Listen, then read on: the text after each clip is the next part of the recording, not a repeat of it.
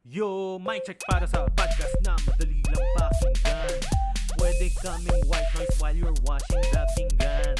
Jump rope, biking, jogging, or driving sa daan. Willing kaming sumama sa inyo kahit saan.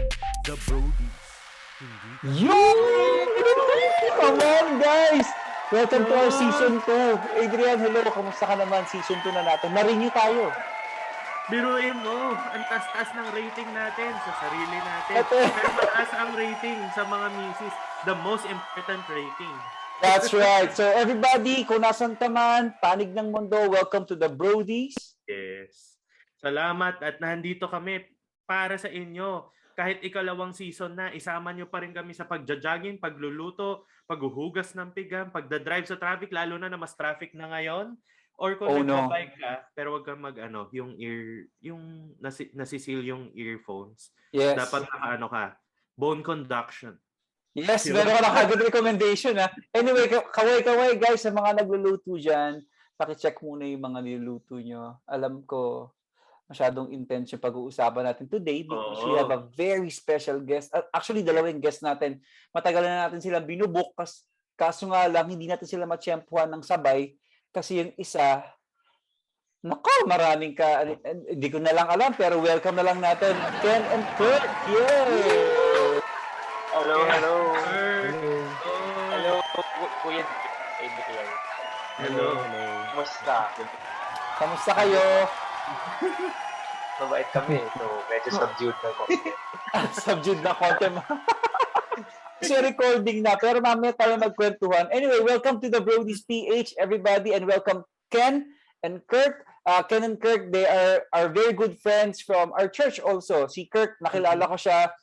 Wag na siya. Si Ken, nakilala ko siya sa church also. Of course, his dad, we all know his dad. Nakilala ko siya kay Kirk din. So, they've been running a business. I think, alam mo tong business na to, Adrian? Yes, alam to ng marami Pilipino. Pagka may suot na verse dun sa shirt, most probably worship generation yun. Yeah, Team Jesus, yan. Yes, Team Jesus, yung mga ganong t-shirt. And sila naman, kilala ko si Kirk. Mas nakikilala ko si Kirk.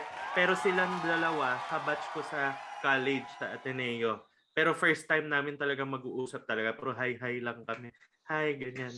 So, ayun, finally. Nagkita na rin. Alright, quickly guys, introduce yourself naman. Parang hi naman kayo, mga one-liner natin dyan. Si Kirk. Alam ko na, Kirk, jokes naman dyan. Yan. Nako. Pwede na ako I'll leave the meeting na. Hindi, it does not work pag contrived. Mamaya lalabas na lang. Okay. So, abang-abang na lang sila. So, Wow. one reason to stay on this podcast, maybe there are jokes coming along. Anyway, so ano yun? Introduce myself. Hi, I'm Kirk. Currently Iloilo. Enjoying the food here and the challenges that we face. Ayun, look forward to guesting to my number one tormentor in the faith, Kuya Jackman. That's me. Thank you, Kirk. Thank you so much. At nilagay ko yun sa resume ko. Anyway, Ken, anything? Hi, I'm Ken. I'm from Metro Manila. Proud father of two. Yan. Yeah. Inaanak ko yan. Yung dalawa. Okay, Wow. Inaanak ko yung dalawa. Grabe, Adrian, ano? Ngayon ko lang narinig yun na parang both of your kids inaanak, isang tao lang. Kasi parang this goes to show you ating topic for today. What's our topic for today, Adrian? Sobrang sakto. Yung topic natin today, it's about underrated friendships between men. Yung talagang may best friend ka, someone you can confide with. 'Di ba madalas yung mga lalaki, lalo na sa Pilipinas, best friend mo ba si ano? Ay, Hindi ko best friend yun! para ayaw matag na best friend. Kasi pag lalaki, wala akong best friend. Meron akong Double. wala akong best friend. Anyway, before we really dive into our topic, let's go to our check-in. Come on, guys. Yes. Let's the Brody's check-in. This is the Brodies Check-In, wherein nag-check-in tayo weekly ng mga recommendations natin na pwedeng magamit ng mga kapwa Brodies natin, mga tools, mga pinapakinggan natin, mga na-experience natin ng mga bagay na pwede nating ma-recommend, pwedeng show rin siya. And Mauna na ba ako, Jekoy? Yep. Ang ire-recommend ko ay yung kahon na lang yung papakita ko. Kasi nasa akin pa yung kahon eh. Baka parang mga ano pa lang eh. 1 month pa lang to nabili. Epson EcoTank L121. Hindi ho kami sponsored pero baka naman. Pero meron ako pure gold panalo. Uh, Thanks, Adrian. How about you, Kurt? Anything? What are you up to? Anything that you want to recommend? Well, ako, alam ko last year nag-boom ito, pero there came a point na medyo napuno tayo ng Viber groups. Yung yung parang usefulness ng Viber. Kasi as we speak, kasi my dad is in the hospital kasi COVID, ganyan. So kaya Viber group kasi sobrang useful ng Viber group kasi I was able to look for and find medicine for my dad. Viber group yun ng Victory Katipunan. So I rediscovered Viber. Nice. Mga nagagawa ng ating the power of community. Right? Yes. And connection. Anyway, Ken, anything? I think ako din nag-recommend ito kay Kirk. The best pandemic buy for me was our own espresso machine. Wow! Ay, panalo yun. Which one? Ang sarap tumambay. Patambay naman dyan. Hindi ko madala na sa kusina, pero it's a Bowman Express coffee siya. You just put the grinded coffee and then automatic and everything. Espresso, best buy ever. And now, coffee sa amin costs what? 20 pesos na lang per cup. Unlike if we go to Starbucks or McDonald's pa nga mas mura pa rin. Bawing-bawi. Ito yung Kuya Jack, di ba tanong ka, nakita mo yung story ko na pwede na lumabas. Sabi ko, sa bahay lang yan. Yung coffee nun, gawa doon sa coffee na binigay ni Ken. Coffee maker. Nice. Will it cost me my arm?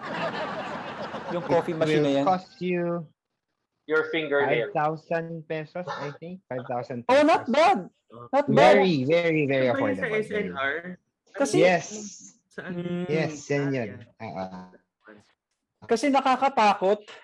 Sometimes kasi may mga mura sa Lazada, tapos biglang twice or 3 times mo lang nagamit, biglang nag-breakdown na siya agad. So parang sayang pera. Anyway, thank you for the recommendation.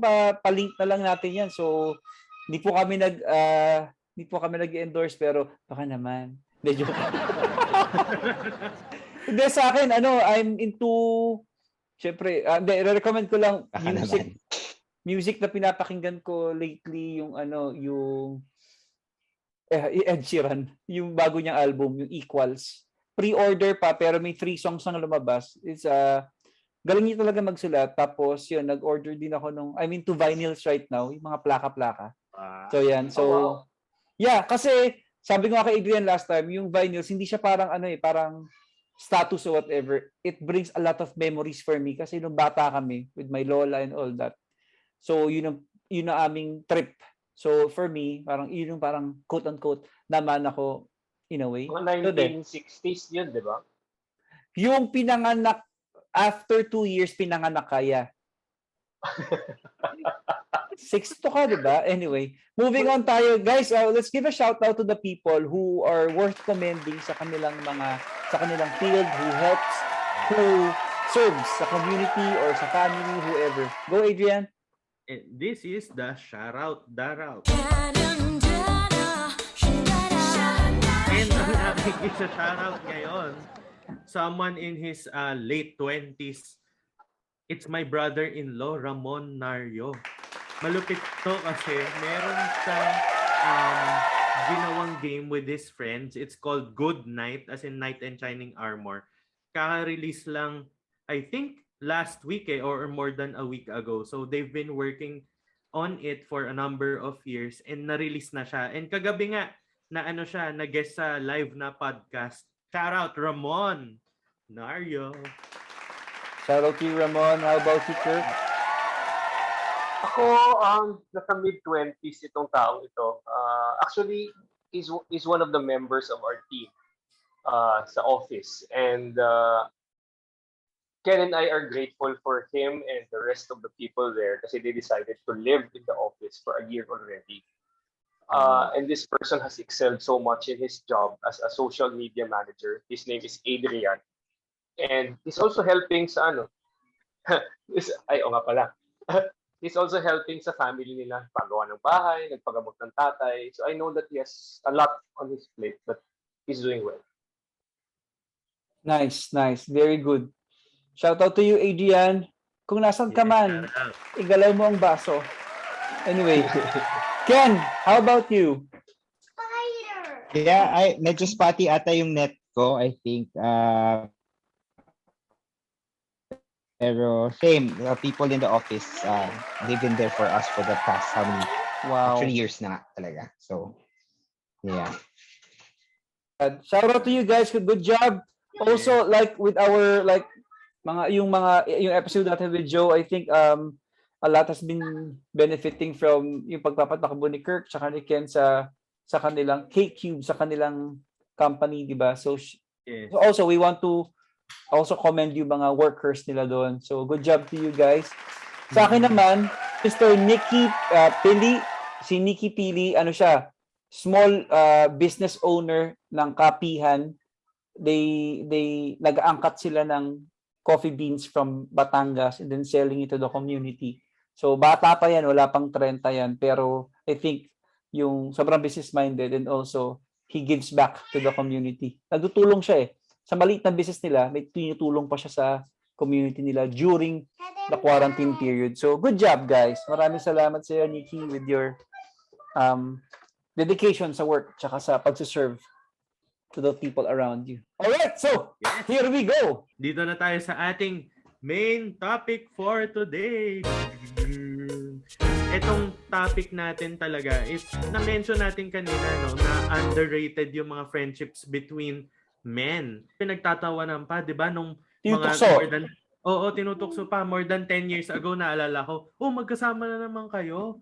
Tapos for the lack of a better term, pero ito rin yung sinasabi, broke back ka, 'di ba? Tapos galing oh my gosh. 'Di ba? Di ba? Ba't kayo magsi-CR ng sabay, 'di ba? Hold my hand. 'Di ba? So, why not, 'di ba? If you're talagang you're secure and all. Pero ang masabi natin today, malalaman natin yung importance of it, 'di ba? Lalo na ngayong pandemic. Kaya nga tayo may brodies. Brodies. This is what this bro, season 2 na tayo, bro. Season 2 na. All about. Kapit lang. Baka hindi tayo ma-renew. Anyway, so guys, tama, Adrian. This particular topic is very close to our hearts also kasi during the pandemic, we all need friendships and genuine friendships. Saan pa tayo hanap ng friendships? Hindi katulad nating mga brodies din at saka sa mga not only sa opposite sex but also yung sinabi nga ni Kirk na sinuggest niya itong topic na to na underrated friendships between two men. Like para silang bromance Pero okay, let's start guys. Kirk and Ken. Well, in the context kasi of the pandemic, in one way or another, isolated tayo. Physically from each other. Relationally, challenged din yun dahil we don't see each other as often. The shared experiences are not as many. And parang when you talk to friends, what do you talk about? Diba? You talk about the different CQs of the government, GCQ, ECQ, and PCQ with whatever na nakaka-depress din as you talk about it. You talk about the past, yung mga things that you have experienced together, common friends, commonalities. Pero parang kailangan din kasi to build on your relationships or friendships during the pandemic kasi otherwise magsistale din Parang usapan natin. So parang I guess kaya ko sinasabi na mahalaga yung friendships in the pandemic because if you have a foundation already of relationships, of friendships, of barkadahan in the pandemic, ang dali na lang to pick up where you left off. Kasi pareho pa rin naman hilig nyo Pareho pa rin naman interests nyo. Pareho pa rin naman pinagtatawanan nyo. So it can continue. At the same time, kung medyo walang ganon during the pandemic, siguro extra effort to look for those circles. Kasi otherwise, hindi pwedeng ibuburo mo yung sarili mo sa mag-isa ka lang.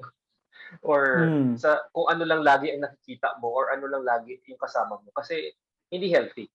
So we all need an outlet of sorts, but those things are best shared with people na, friends lang. yung treat you as equals. Hindi believe sa'yo, pwede kang batukan, alam yung mga kabulastugan mo, That's right. or willing, di ba? Willing kang tanggapin sa mga kung ano-anong... Doon talaga ako nag-agree. That's right. So yun yung context na kung bakit ko siya sinuggest na topic. Kasi kami ni Ken, we've been friends since 2004.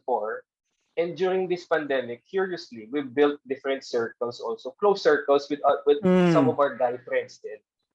So I guess Ken can talk about it more later kung sino-sino yung mga na-build namin friendships this pandemic.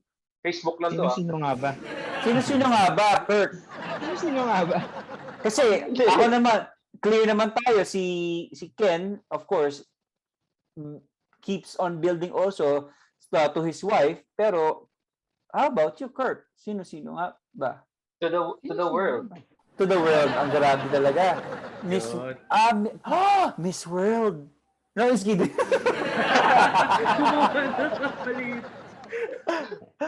Anyway, Ken, anything? I actually, Kirk kasi usually says everything already. So, I agree. I agree. Ganun talaga. I mean, I don't know how I don't know, harder it would be without a guy friend during this whole pandemic. Kasi you just know na pwede mong tawagan kahit I don't know, kahit para sa wala lang, for your nothing box, you can just call a guy friend and say, oy, ganyan, di ba? So, I think it's very important. Never, at least for my experience, also kasi because I have 2 kids at home and never felt like it was a lonely pandemic or it is a lonely pandemic. Yun. So, but a huge part of that is also because of guy friends. No? Kasi kung sawa ka na makipaglaro sa kids, or pagod ka na, hindi naman sawa. Kung pagod ka na, you can just call, oy, just to refresh something para hindi naman puro Coco Melon and Paw Patrol. Yeah. So, okay, I'm looking for someone to talk about dumb things. Hello, Kirk. How are you? Let's go before the pandemic. When you guys were young, I mean, you've known each other for a long time, and you guys were both single.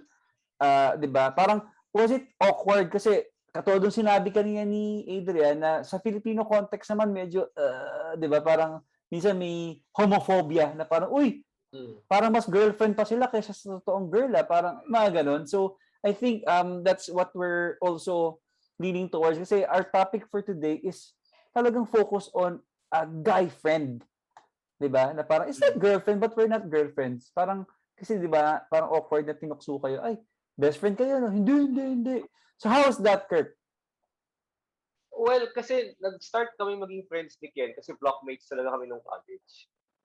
Nangungopia sa akin yan sa chemistry class. Tapos, in exchange, ako tsaka yung dormmate ko, hinahatid niya sa dorm. So, that was a good deal. Tapos, eventually, classmates, groupmates, business partners. Ako parang only child ako eh. So, parang ako, baka subconsciously, parang, pwedeng maging kuya to. Or parang, pwedeng maging kapatid to. And dahil nga, nasa Manila ako living in the dorm, parang naturally gravitated towards talaga ako sa friends and communities kasi away from the family. So, yun, I mean, naging natural progression lang naman yun dahil kunwari, pareho yung mga kilig, pareho yung values, pareho yung mga subjects, pareho yung mga experiences. And believe it or not, matinong role model naman si Ken kahit papaano. So, a lot of my maturity in Manila came from him also. Sorry, Kirk, nag-chat paulit niya ulit sa mo. Ano daw? Wala. Pakiulit yan. Yung part na yun. Pakiulit yung part na yun kasi medyo may mga times na hindi siya matinong tao. So, yun yung sinasabi ko. Anyway, ikaw laging ka-hangout, so do the math. Parang kami naman ni Kirk, we've never experienced naman yung ganyong asaran. Yeah, But, totoo. we've been groupmates kasi ever since. A lot of times. Siguro 10 or more times in most of our classes, naging groupmates kami. And we've actually won awards together also as groupmates and won other things as groupmates. Kaya kami medyo naging close talaga. And yeah, it was a pretty smooth. Walang asaran, no, Kirk? Wala. I mean, pagka na dyan ako, naglalakad ako mag-isa, may magtatanong sa akin na, oy, nasan si Kirk? Ganon. And I'm sure vice versa. Pero really, hindi naman, not a big deal. Not a big deal. Kasi Sa amin, at nung least college, sa yung experience college ko. naman parang normal naman ito. Well, marami akong kakilala na barkada-barkada sila or close-close sila. So parang hindi siya naging big deal. Yep. So I think what I'm hearing is nakatulong on both sides, di ba? Nakatulong talaga kasi parang encouraging one another, kopyahan, and hatiran, group mates, on an award. But then, of course, guys, right now kasi Ken is married na, tapos si Kirk. So I want you to si Kirk nagdadasal still. We're in faith with you. So I want Si you guys. Kirk single pero Yeah. Si Kirk single subalit tatapwat. Anyway, almost single si Kirk ngayon. Pero guys, I just want you to comment on those guys na, siyempre, sinasabi natin na healthy naman na magkaroon ng guy friendships. Pero those people na single guys na who just always want to hang out with single guys also. Na parang hindi ko kasi magets na parang anong gagawin ng 4 single guys going to the beach yung getaway. Parang, huh? Hindi naman ginagawa yun. So hindi kami nagde-date ni Kirk. Yeah, that's it exactly. So comment on that, guys. Hindi namin ginagawa. It's always in the context of other friends. I guess what makes the friendship lang great is that you have each other kasi to call or to ask advice from. I guess yung experience ko parang ang dami kong breaking in kasi na kinailangan sa Manila eh. Pagdating ko ng Manila, kunwari yung palate ko, yung taste buds ko, puro Filipino food lang. Ito sila Ken at yung iba pang friends, nag-introduce sa akin sa mga iba-ibang klaseng pagkain na parang ano ba yung taste buds mo, parang ganyan lang ba? Expand mo naman. So parang si Ken rin yung nag-influensya sa akin umattend ng church. So parang, I guess, what I'm saying is the friendship became extra meaningful because it has evolved from being friendships to being pseudo-siblings. So, and when we hang out, it's those types of relationships and things na in common, makes it autopilot. Galing. That's right. How about you, Ken? I guess for me, it helps also na Kirk is also very close to my wife. So, we've been friends for a long time kasi. So, no questions there. Nothing, naman. So, like ngayon, kung may na-experience si Kirk sa household nila, yeah, M is my wife, will not hesitate to say something, diba? So, din talaga. We've been close and friends for a long time. Yep. So, yeah. Good for you guys. But I think because I read an article about this, like guy friends super close, na parang we're girlfriend, but we're not girlfriend really. It's like a bromance and all that. One can get into a relationship and minsan kasi di ba nung dati, Ken, si Kirk yung may girlfriend, ikaw yung wala. Parang ganon. So, iba-iba naman. So, or si Adrian with your best friend and me, my best friend, parang kang third wheel lagi. Pero, kung ikaw, if you're going to talk to the girl, kunyari like si M, or di ba si Carrie, tas may ka Brody ka or may ka super close na friend, should I be worried? What will I tell that? Is it a advantage for your husband na merong parang ka-close, super close na guy? Ken, husband daw. Ikaw yung may asawa. If you don't know the guy, siguro, oo. Pero, kasi, sorry I know choppy kasi nakita ko kayo gumagalaw tapos nag-chop. Pero, sa amin kasi ni Kirk, as Kirk said earlier, almost similar ang namin eh. What do you call this? What we believe in. Circle of friends, yeah. Similar ang aming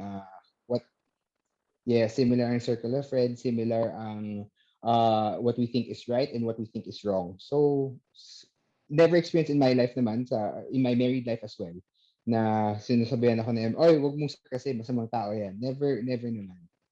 So I guess it helps that M knows Kirk really good. Si Kirk kulot.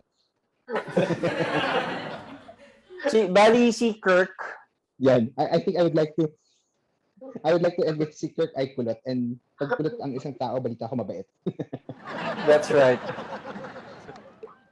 Adrian, anything? Yeah. Ang galing lang kasi ngayon nare-realize ko na nga no, kami ni Carrie, halos same kami ng circle of friends kasi magka-org kami nung college. Yung nakikita ko kanina pa kay Kurt and Ken, no? Naalala ko kasi nung Monday nag-bike kami ni Pastor Paulo. Pinuntahan namin si Pastor Ariel sa bahay, nag-hi lang kami. Tapos nakwento ni Pastor Paulo na 25 years na silang friends. Sabi, you need covenant relationships in your life like that. And then na-realize ko lang si Martin Molina ay 28 years ko ng friend. So kapitbahay ko kasi yon, tas nang ganung college naging orgmate ko pa. So nung best man speech niya nung wedding namin, sabi niya, may PowerPoint pa siya.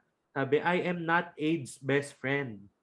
Sabi niya kasi nung in summary, nung na-meet niya si Carrie way back early 2000s, siya na yung best friend ni AIDS. So ang galing nung sinabi, tama naman, parang best friend mo na yung wife mo. Kaya lang, hanggang ngayon, pag meron kaming problema or anything, one of the people that I can go to, and covenant relationships talaga, kasi kanina, di ba, sinasabi, matinong tao, minsan hindi, and all. It just shows, covenant relationships nga. May times na meron tampuhan, may times na hindi mo maiintindihan yung isa't isa, pero you don't base the friendship on kung anong atraso niya sa'yo or nagagawa niya for you.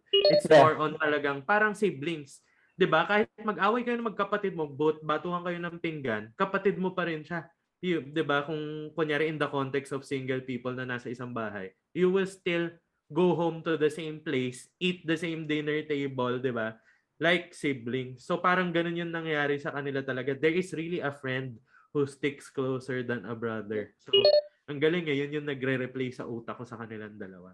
Pero parang rin, to allay concerns and fears of people close to us, like in the case of Ken, yung wife niya, when I had a girlfriend, yung girlfriend ko, even our family members, parang, I guess it's just a matter of time na i-introduce mo rin yung taong pinapalibutan mo sa ibang taong nasa buhay mo. I mean, that will increase expand your circle, but at the same time, establish trust na parang, well, in church you have multiple anchors. Yeah. So, alam mo yon, pag hindi kilala, hindi talaga trust. Pero pag kilala, edi all the more.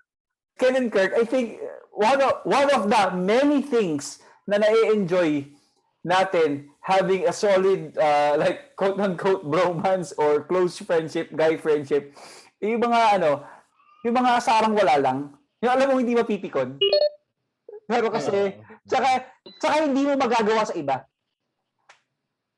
Diba? Yung solid na siya lang. Kasi parang, yung best friend ko rin, yung wedding ko, nag-speech, ang pangit ng speech. Sabi ko, ang pangit naman.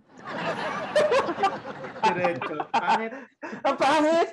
Pero syempre, hindi ko naman sasabihin sa lahat ng tao. Pero sabi ko sa kanya, nakangiti lang ako ganun, toast, cheers, cheers. Tapos lumapit sa akin, congrats, Brad. Sabi ko, ang pangit ng speech mo. Tapos umupo na siya. Tapos gumana po sa akin, galing ah.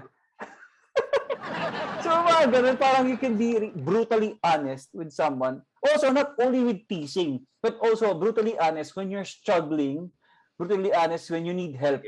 Kasi everyone, hindi lamang tayo parang, best friend ko to, or close ko to, or barkada ko to. Pero of course, I know Ken and Kirk, you have those moments as well that you guys stand each other in faith and prayed for each other and talagang cheered for each other sa mga times na uncomfortable tsaka inconvenient tsaka yung tipong kailangan mo ng one prayer warrior, ganyan, solid friend na mga sandalan. So I think just give us like top of mind, Kirk and Ken, like one or two things or three things we can benefit from having a guy friendship, really close friendship.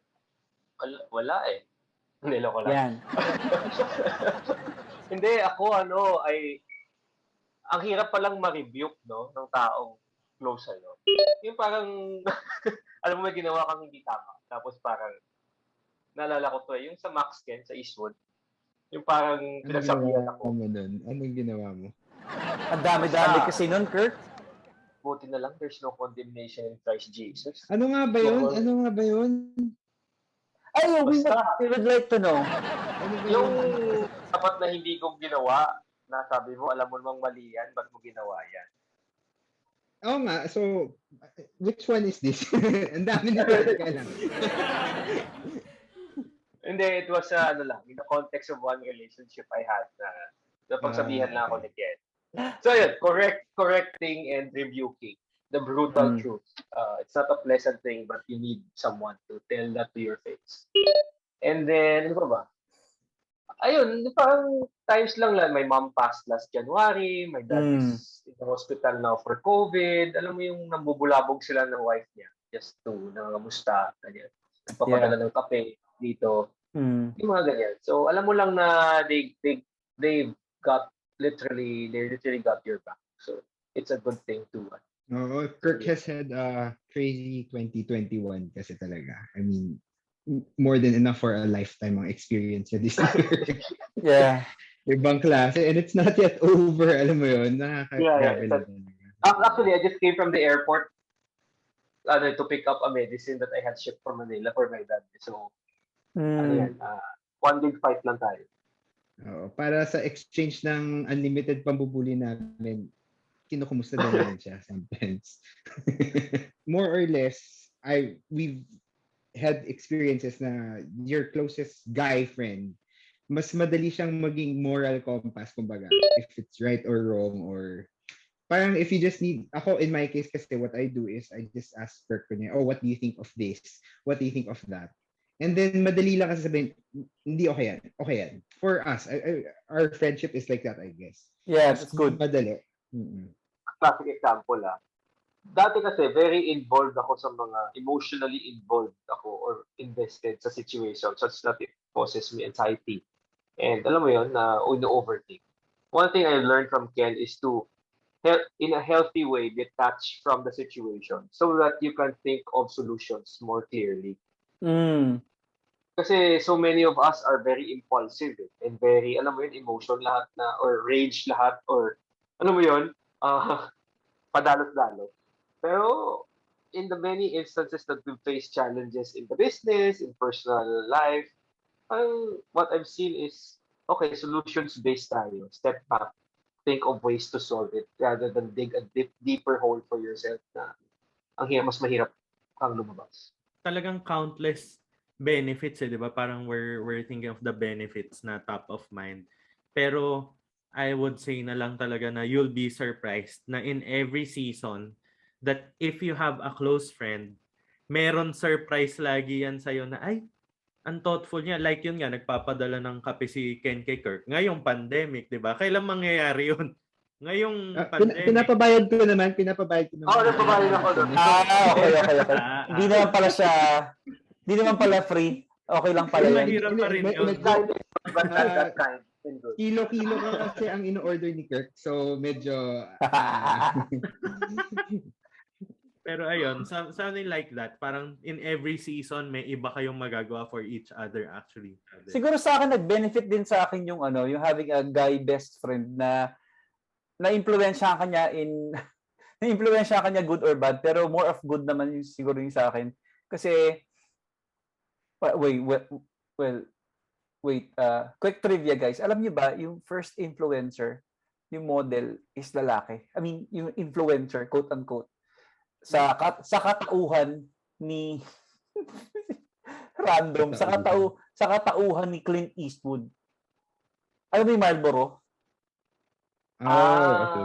Grabe, parang, oh my gosh, oo. Siya yun, oo nga. Alam mo kung bakit? Because they are selling yung cigarette filters. Of course, we're not promoting cigarette here. Yung cigarette filters na sabi ng mga kalalakihan, it's not too manly. Dapat, diretso lang. Pero may cigarette filter sila for like ma-filter daw more healthy, quote unquote. So ginamit nila si Clint Eastwood na talagang nakarelate sa mga men, tumaas yung sales ng cigarette filter. So just a little detour there. Pero ano yung point ko? Yun, yung influence ng mga taong we look up to and we know that can influence us as well, right? So guys, I think we need to land this. It's a very good time to buckle up and just wrap it up for this topic today. So, Ayun. Siguro yung one last thing that I could say is if wala ka pang friend ngayon na ganun ka-close, sit down and then think about it. Sino yung, hindi ko sabihin tatlo, basta one or two people na talagang you can go to. Kasi kung wala kang masabi agad, kunyari next time na ma-encounter mo yung question, medyo delikado yon. Parang, kumbaga, mahirap mo walang ganun klaseng friend in times of trouble especially. Pero wag ka naman maging fair weather friend na pag kailangan mo lang yung tao, di ba? Yeah. Yung talagang spend time with that person, talk with that person that you will really build memories with. Yung tipong gagawin mong ninong, alam mong number one ninong agad ng anak mo. Yung tipong ganon. Both kids. Both kids. Oo nga. Oo, naghihintay na nga kami ng wife ko, nagawin kaming ninong at ninang kaso. Alam mo na. Yeah. Tagal eh. Tagal. Yeah. Or kung meron man, hindi man sinasabi sa amin. Alam mo yun. Yeah. Ganyan na. Nakakatakot na pag secretive na masyado. Yan. Anyway, Kurt, any final thoughts? Ako, I guess alam naman natin yung value of friendships. Friendships among equals, most especially. Kasi may mga friendships na, alam mo yun, they will only tell you the things that you want to hear. But if you're equals, they will tell you what you need to hear. Walang filters. And that's healthy. And the next question is, how do you have friends? Ako parang the simplest thing is, the best way to have a friend is to be a friend. Kumbaga, just be a friend to people. And then, people will gravitate towards you. You'll ultimately find people who will share the things that you share. Of course, hindi naman pwede mag-compromise ka sa mga tao na nami-meet mo just because you want to be friends, di ba? So, ako yun lang. The best way to be a friend and to find a friend is just to be one. And God values relationships, including friendships. And He will give us those friendships that will be good for us. That's right. Thanks, Kirk. How about you, Ken? Yeah, I agree. Actually, I was thinking din throughout this whole pandemic, mas dumami ang, actually yung mga nag-approach namin ng friends ni Kirk, na group sa, like, na friends naman namin before, pero mas naging close would be mostly guys, no, Kirk? Sina, shout out kay Ahia, Nate, yan. Pero more so this, itong pandemic, mas naging close kami sa guy friends for some reason. Oo. So, I guess there's really value there na you can just say whatever you want. You don't have to filter anything out. Diba? Kasi it's between guys anyway, so we can really just say what you want. And it helps you. You can't go out, but you can express what you really feel and really mean. It really helps. Kasi may group kami ni Ken kung sa Facebook, we talk about crypto and investing. May group din naman kami, talk about politics, about advertising, about useless trivia, about many other things. So and to think about it, yun yung pinaka-active no? Pinaka-active na group no?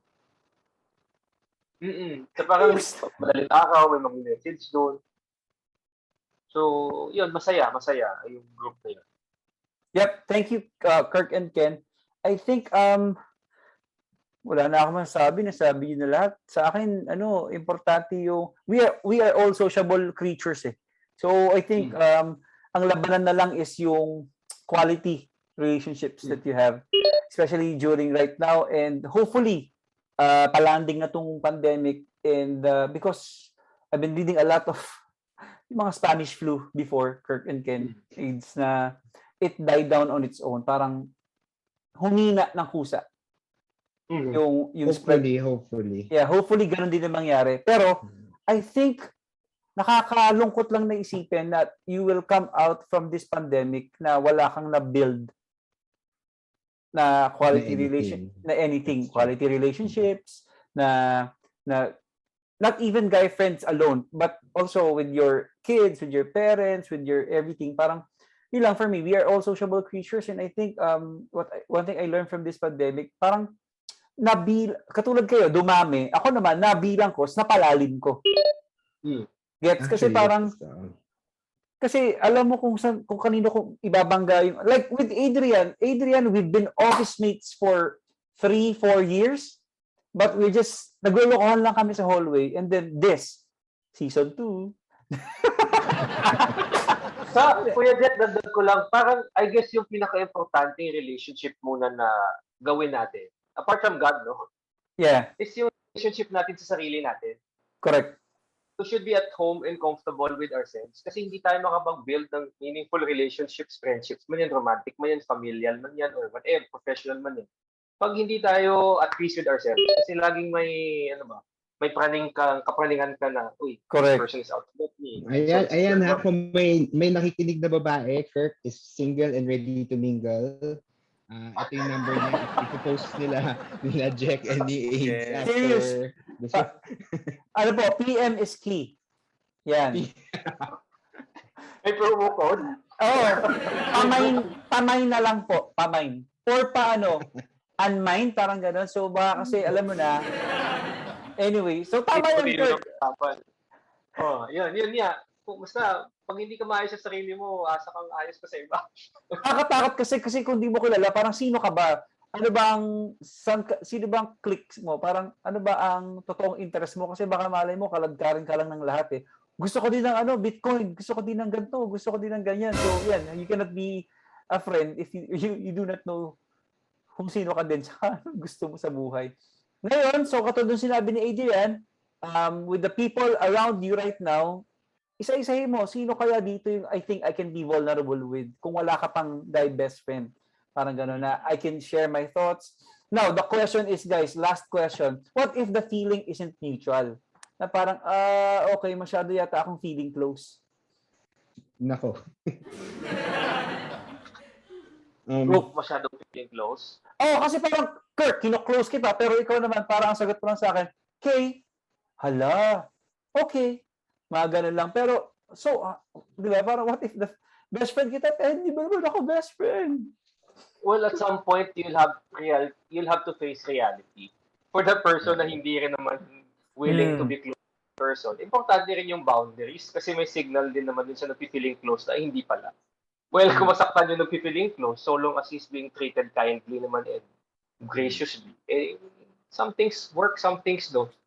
Yep, that's right. Yeah. Tsaka for me, I mean, hindi naman sa nagiging sexist or anything, but if that person is a guy and you're a guy, medyo mas madali naman siguro to look for to be close to someone else muna.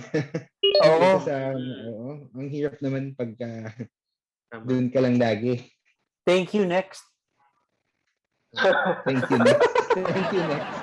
Anyway, so that's it, guys. I enjoyed this episode. Ulitin natin. And thank you so much, Kurt and Ken. Give it up, guys. Thank you so much for our episode.